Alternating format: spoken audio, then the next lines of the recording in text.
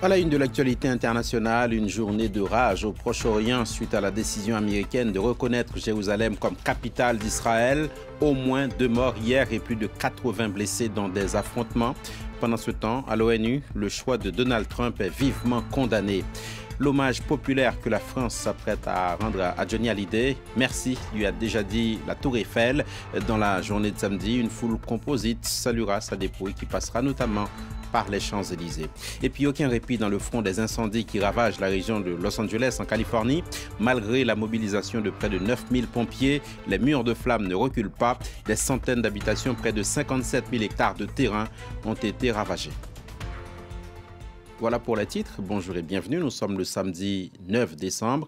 Une journée de rage dans les territoires palestiniens. Les tensions restent vives au Proche-Orient suite à la décision de Donald Trump de reconnaître Jérusalem comme capitale d'Israël. Des manifestations ont eu lieu un peu partout. 2 personnes ont été tuées et près de 80 autres blessées par des tirs israéliens. Vendredi soir, une roquette tirée depuis Gaza a touché la ville israélienne de Sderot sans faire de victimes. Le point avec Sérine Bey. Les autorités israéliennes sont sur le qui-vive à Sderot. Et pour cause, 3 roquettes ont été tirées depuis Gaza vers l'État hébreu, dont une tout près d'ici. Les 2 autres ont été interceptées. L'armée israélienne n'a d'ailleurs pas tardé à répliquer en frappant des positions militaires du Hamas. Le ministère de la Santé palestinien fait état d'une dizaine de blessés. À Gaza, des centaines de personnes étaient rassemblées pour exprimer leur colère à l'encontre du président américain qui a reconnu Jérusalem comme la capitale d'Israël. Les Palestiniens ont le droit d'utiliser toute forme d'expression pour dire leur colère. La résistance palestinienne se vengera des crimes commis par l'administration américaine. Ces manifestations ne cesseront pas, elles se poursuivront jusqu'à la libération de Jérusalem. Et si Dieu le veut, elles seront suivies non seulement à Gaza, mais en Cisjordanie et dans tous les territoires de 1948. Sur l'esplanade des mosquées à Jérusalem, où s'étaient réunis des milliers de Palestiniens pour la grande prière hebdomadaire, la situation est restée relativement calme, mais elle pourrait se tendre. Jeudi, le Hamas a appelé à mener une nouvelle intifada. Pendant ce temps, à Washington, des fidèles musulmans se sont réunis devant la Maison-Blanche pour dénoncer la décision américaine. Manifestation de solidarité avec les Palestiniens. Même tonalité ailleurs dans le monde arabe et plus largement musulman. De Kaboul à Jakarta en passant par Kuala Lumpur, des milliers de personnes ont exprimé leur réprobation. Etanachi. Dès la fin de la grande prière du vendredi, des milliers de personnes ont investi les rues d'Ankara, d'Istanbul et de Diyarbakir. En réaction à l'annonce de Donald Trump, le président turc Erdogan a menacé de rompre les liens avec Israël. En signe de contestation, les manifestants brûlent des drapeaux de l'État hébreu. Nous sommes ici en soutien à la Palestine. En tant que musulmans, Jérusalem est notre honneur. Les musulmans doivent savoir qu'ils doivent tout faire.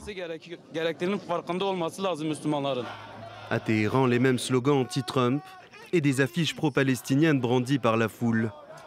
Ici, la question du statut de Jérusalem est aussi très sensible, tout comme en Syrie, pourtant en guerre, où des centaines de personnes ont laissé exploser leur colère.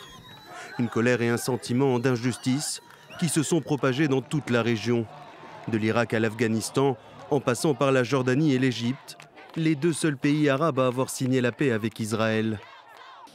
Au Liban voisin, des manifestations ont eu lieu dans des camps de réfugiés palestiniens. Des membres de partis de gauche ont organisé une marche à Beyrouth.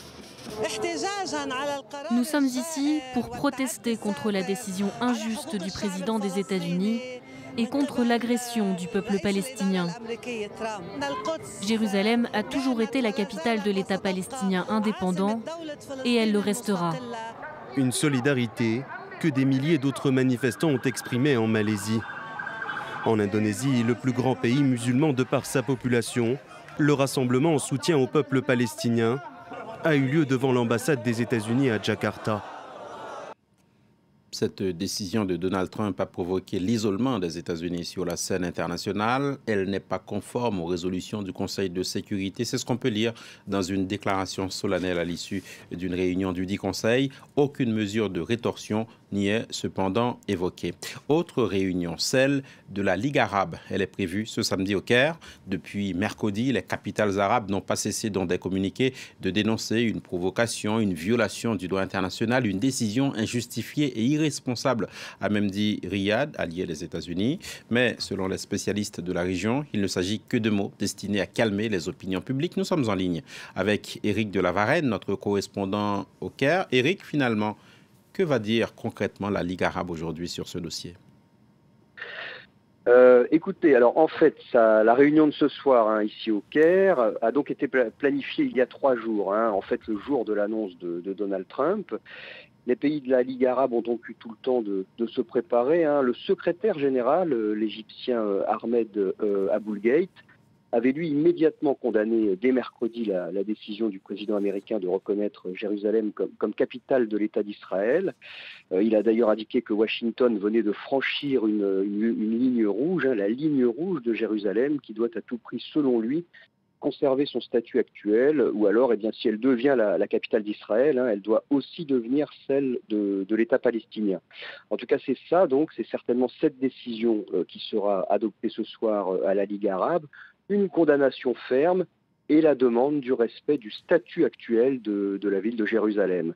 Enfin, il faut quand même rappeler que les 22 pays de la Ligue arabe sont souvent désunis, souvent affaiblis par leurs propres divisions internes, et ils ont finalement un poids politique plutôt relatif sur la scène internationale, et ce qui sera adopté ce soir ne devrait sûrement pas inverser l'onde de choc déclenchée mercredi par Donald Trump. Merci Éric de la Varenne au Caire. Voilà ce qu'on pouvait dire à l'heure qu'il est du Proche-Orient. Jamais, en presque un quart de siècle, une mission de la paix de l'ONU en RDC n'avait essuyé pareille perte. Hier, on a appris que 15 casques bleus, principalement tanzaniens de la MONUSCO, ont perdu la vie dans une attaque menée dans l'est de la RDC, dans le Nord Kivu. Un groupe armé ougandais est soupçonné d'en être responsable. Écoutez la réaction indignée du secrétaire général de l'ONU, Antonio Guterres.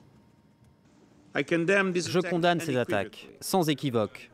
Ces attaques contre les soldats de l'ONU sont inacceptables et constituent un crime de guerre. J'appelle les autorités congolaises à enquêter sur cet incident et à traduire rapidement les responsables en justice. Il ne doit y avoir aucune impunité pour ces attaques, qu'elles se déroulent en RDC ou ailleurs.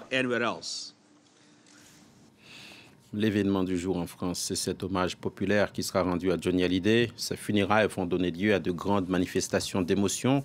Déjà vendredi soir, la Tour Eiffel, parée de noir et de lumière, lui a dit merci, merci, pouvait-on lire sur l'une de ses façades. Aujourd'hui, dans Paris, le cortège funéraire partira de l'Arc de Triomphe, descendra les Champs-Élysées, puis arrivera à l'église de la Madeleine, où les obsèques seront célébrées. Particulièrement attendu dans le cadre de ces hommages, le défilé des motards. Johnny Hallyday était un fan des grosses cylindrées. 700 backers vont aller accueillir la dépouille porte-maillot dans l'ouest de Paris avant ce défilé qui s'annonce festif et émouvant. La moto, le rock, l'amour des États-Unis, Johnny Hallyday incarnait tout à la fois, une immense partie de leur vie. On va être avec Johnny pendant tout le trajet. Chacun sur sa cylindrée américaine, ce couple se prépare à une cérémonie qu'ils espèrent hors norme, comme les spectacles de leur idole. Faire un hommage à Johnny, c'est essayer, sans être à sa hauteur, mais au moins d'essayer de lui rendre cet hommage-là, d'être un peu comme lui, essayer d'avoir des belles motos. Je pense au niveau émotion, ça va être assez lourd. Mais néanmoins, je pense que ça va être un jukebox géant avec toutes les Harley et tout le son de Johnny sur toutes les Harley. Johnny Hallyday adorait les motos. Ils seront 700 autour de lui, moteurs hurlants, sur les Champs-Élysées. Les candidats sont si nombreux pour une place au sein du convoi funéraire que dans cette concession, le téléphone de la gérante n'arrête pas de sonner. Alors j'ai encore de la place pour 2 motos, vous avez de la chance parce qu'on a eu des places supplémentaires. Voilà, là je viens d'avoir une personne qui est en pleurs parce que Ils ne s'attendaient pas à avoir une place et c'est du merci, merci, merci, merci. Voilà. Tout sonore plus qu'un chanteur. Un style, un mode de vie. Cet artisan couvreur s'est même inspiré des motos de son idole pour choisir la sienne. Je suis né en 64. Je vis avec ces musiques depuis 1964. J'entends ça depuis tout petit et j'adore. Aussi bien musique et moto. Des motards de toute la France commencent à rejoindre Paris. Ils porteront un brassard noir dans le cortège. Bien entendu, France 24 consacre une édition spéciale aux funérailles de Johnny Hallyday. Ce sera à partir de midi.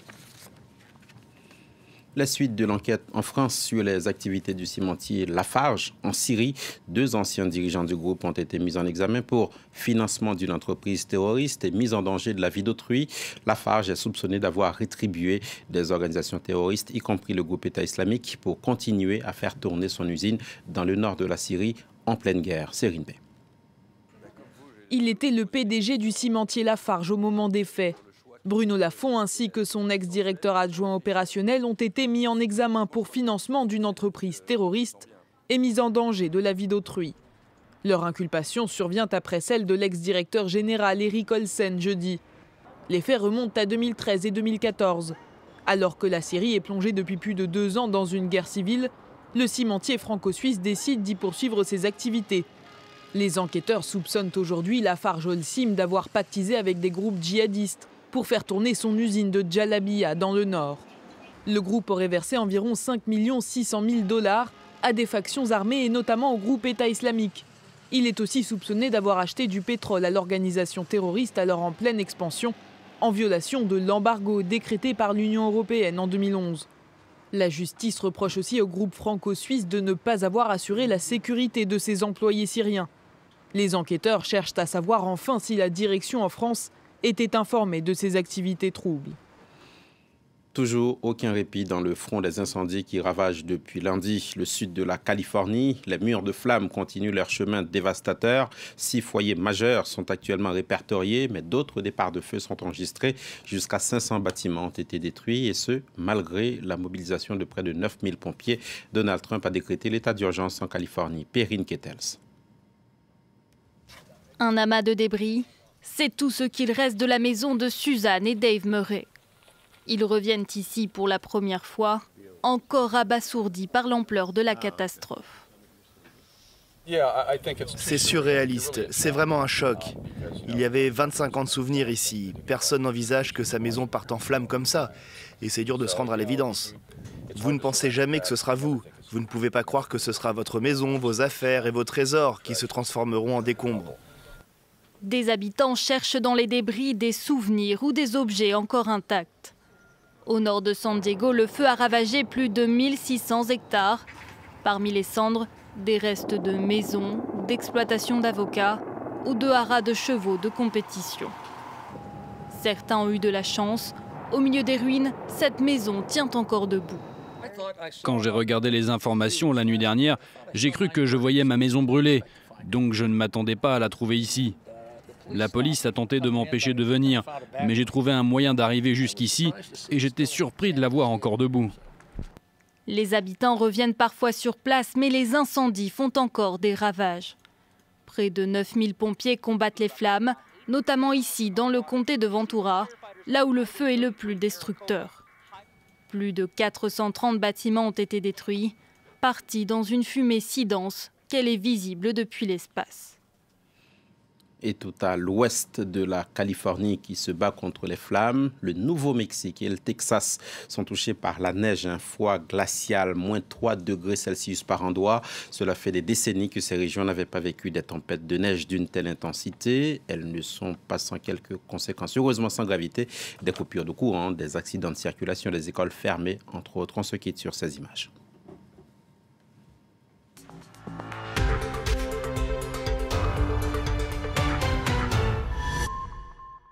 Partagez un moment sport avec Black Ladder. Vêtements de travail suédois depuis 1959.